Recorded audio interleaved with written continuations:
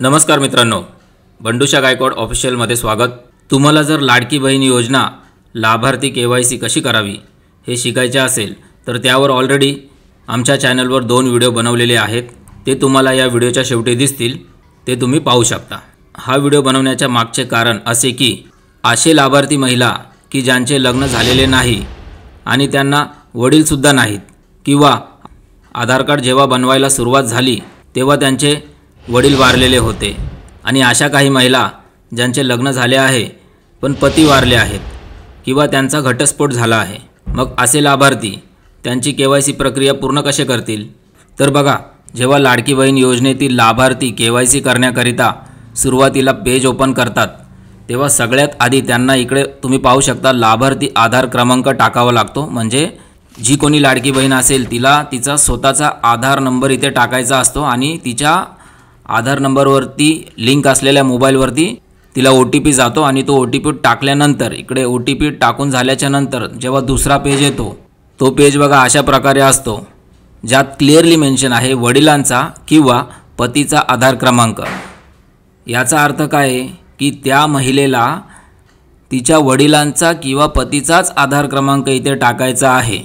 आता इथे लाभार्थ्यांचे खूप प्रश्न निर्माण होतात, जसे की सुरुवातीला जेव्हा 2005-2006 साली आधार कार्ड बनवण्याची सुरुवात झाली तेव्हा कोणाकोणाचे वडील जिवंतच नव्हते, ते वारलेले होते किंवा त्यावेळेस काही लाभार्थी विधवासुद्धा होत्या, म्हणजे त्यांचे पती वारलेले होते। जसे की काही लाभार्थी असे आहेत की जेव्हा त्यांनी लाडकी बहीण योजनेचा फॉर्म भरला होता तेव्हा त्यांचे वडील किंवा पती हयातच नव्हते, म्हणजे ते वारलेले होते। नंतर दुसरा प्रश्न असा की जेव्हा लाडकी बहिणीने फॉर्म भरला होता तेव्हा तिचं लग्न झालेलं होतं, ती पतीसोबत राहत होती, त्यानंतर काही महिन्यांनी त्यांचा घटस्फोट झाला आणि आता ती पतीपासून वेगळी राहते। मग अशा महिलांना त्यांचे पती OTP तर देऊ शकणार नाहीत कारण घटस्फोट झालेला आहे, मग ते त्यांची KYC प्रक्रिया पूर्ण कसे करतील? तिसरा प्रश्न असा की काही लाभार्थी अनाथसुद्धा आहेत, मग त्यांनी त्यांची KYC प्रक्रिया कशी करावी? कोणाचा आधार नंबर टाकावा? या सर्व प्रश्नांचे सध्या तरी एकच उत्तर आहे, ते म्हणजे अशा सर्व लाभार्थ्यांना वाट बघायची आहे। आता सध्या ज्या KYC केल्या जात आहेत त्या लाभार्थीच्या आणि लाभार्थीचे पती किंवा वडील यांच्या आधार कार्डमध्ये जे मोबाईल नंबर लिंक आहेत त्यावरती OTP पाठवून केल्या जात आहेत। परंतु वरीलप्रमाणे जे प्रश्न होते अशा लाभार्थ्यांना सध्या तरी त्यांच्याकडे दुसरा पर्याय नाही, त्यांना वाटच बघावी लागणार आहे।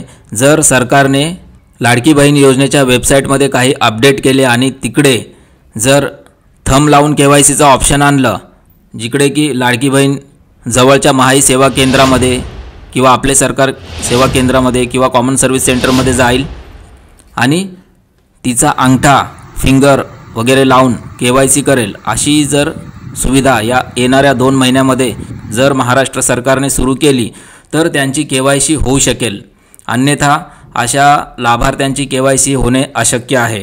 किंवा मी एक वैयक्तिक मत इथे देऊ इच्छितो, कदाचित वेबसाईटवरती अशी एक सुविधा देण्यात येईल की घरामधले जे मुख्य व्यक्ती असतील, जसं की लाडकी बहीण योजना नोंदणी करते वेळेस तुम्ही महाराष्ट्राचे रहिवासी आहात म्हणून राशन कार्ड घेण्यात आले होते आणि त्या राशन कार्डप्रमाणे घरामधला जो प्रमुख व्यक्ती होता, समजा की घरामधला प्रमुख व्यक्ती वडील होते आणि आता ते एक्सपायर झालेले आहेत, मग त्यानंतर प्रमुख व्यक्ती कोण येणार आहे? तर आई येणार आहे किंवा एखाद्या लाभार्थ्याची मग ती सासू येणार आहे।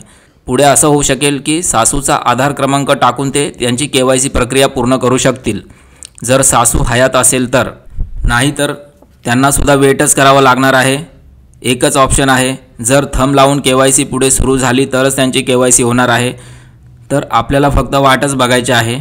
तर बघा, सर्व लाडक्या बहिणींना एक माझी विनंती असेल, माझी लाडकी बहीण योजनेचे जे लाभार्थी असतील अशा सर्व लाभार्थ्यांना मी एक रिक्वेस्ट करू इच्छितो।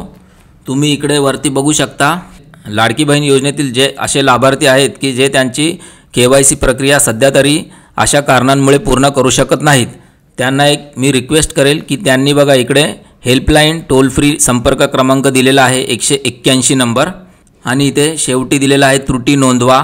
म्हणजे तुमच्या ज्या काही समस्या वगैरे असतील तुम्ही या नंबरवरती कॉल करून सांगू शकता।